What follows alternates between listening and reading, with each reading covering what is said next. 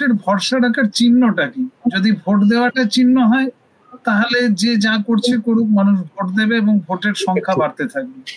আমি খুব মানুষের এই ভাবনাগুলোর উপরে খুব আশাবাদী নই।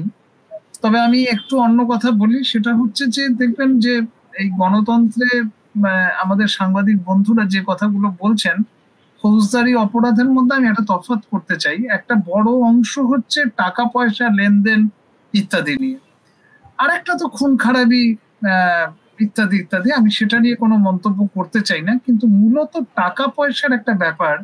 এবং রাজনীতিতে গেলে পরে টাকা পয়সা বা প্রতিষ্ঠানগুলোকে প্রতিষ্ঠান বহির্ভূত ভাবে প্রতিষ্ঠানের আইনগুলোকে দুমড়ে মুচড়ে পাশে ফেলে রেখে তার থেকে টাকা পাওয়া, বাড়তি টাকা পাওয়া, এইটা একটা প্রবণতা লক্ষ্য করা যাচ্ছে। আমি এখানে দুটো শুধু বক্তব্য রাখি।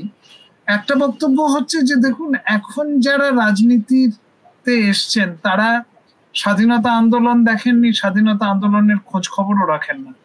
আমি এই কথাটা বলছি এই জন্য যে এরা হয়তো দ্বিতীয় প্রজন্ম, তৃতীয় প্রজন্মের রাজনীতিবিদ, এবং এদের সঙ্গে জাতীয়তাবাদী আন্দোলনের কোনো সম্পর্ক নেই। এবং সম্পর্ক না থাকার ফলে এদের কিন্তু আমাদের সেই আগে যেরকম ভাবনা ছিল যে রাজনীতি মানে দেশের কাজ করা এবং নিঃস্বার্থভাবে দেশের কাজ করা, এরা কিন্তু সেই রকম একটা মোটিভেশন নিয়ে রাজনীতিতে আর আসছেন না।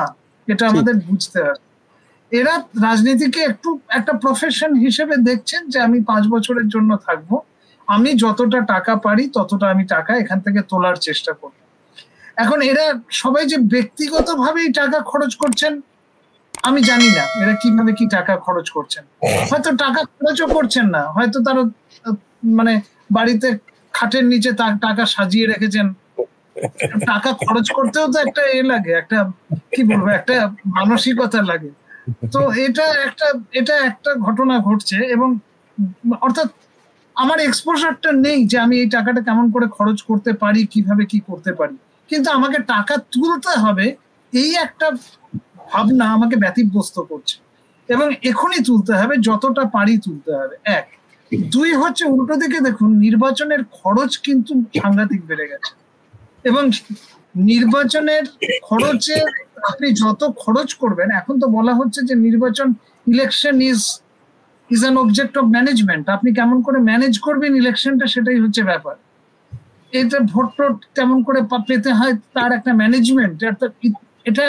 এটার সঙ্গে কিন্তু মানুষের স্বাধীন বুদ্ধির কোনো সম্পর্ক নেই। এটা একটা ম্যানেজমেন্টের ব্যাপার। আপনি দেখুন কনসালটেন্সি ফার্ম রয়েছে, আমি কারোর নাম করতে চাই না, এবং তারা কয়েকশো কোটি টাকা প্যাকেজ নিয়ে রাজনৈতিক দলগুলোকে পরামর্শ দিচ্ছে। আমি শুধু এখানে একটা কথা বলতে চাই, এই টাকা আপনি তুলবেন কেমন করে? আপনার ইলেকটোরাল বন্ড আছে, ইত্যাদি ইত্যাদি রয়েছে।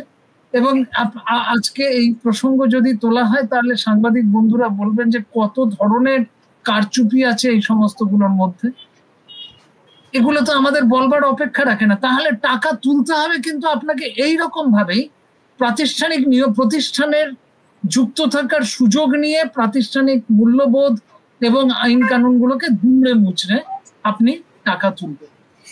এই জিনিসটা রোধ করতে পারে। ধরুন আমি একটা এক্সাম্পল দিচ্ছি, এর বিকল্পটা কি?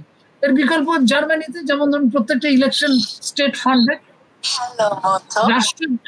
রাষ্ট্র যদি টাকা পয়সা গুলো দেয়, তাহলে তার এই ব্যাপারটা থেকে না, আর একটা ক্যাপ থাকে যে এর বেশি আপনি টাকা খরচ করতে পারবেন না। ফলে আমি বলছি না যে জার্মানির এই বিকল্পটাই আমাদের এক্ষুনি এখানে লাগাতে হবে, কিন্তু আমাদের বিকল্প নিয়ে ভাবনা চিন্তা কোথায়? ওই যে বললাম যে আমরা একটা গোল গোল করে ঘুরতে থাকছি, কিন্তু প্রতিষ্ঠানগুলোর দিকে আবার করে যদি আমরা না তাকাই, তাহলে কিন্তু আমরা একটা আগ্নেয়গিরির শিখরে বসে আছি। কিন্তু শেষ ভরসা ওই সুদীপ্ত যেটা বললেন, যে আসলে আমরা তাকিয়ে থাকবো যে আইনসভা যদি বা সংসদ যদি বেশি বাড়াবাড়ি করে তাহলে আদালতের দিকে তাকিয়ে থাকবো, আদালত বাড়াবাড়ি করলে আইনসভার দিকে তাকিয়ে থাকবো। সাধারণ মানুষের অবস্থা এইরকম একটা দোটানায় রয়েছে, এবং তাদের তরফ থেকে আর কিছু বলবার নেই। ফলে আপনার পুরনো প্রশ্নের উত্তর এটাই, সেটা হচ্ছে যে আমরা সবসময় একটা প্রতিষ্ঠানের বিরুদ্ধে আরেকটা প্রতিষ্ঠানকে লাগিয়ে দিয়ে একটা মজা পাই। আমি এটাই বোধহয় গণতন্ত্র। ধন্যবাদ।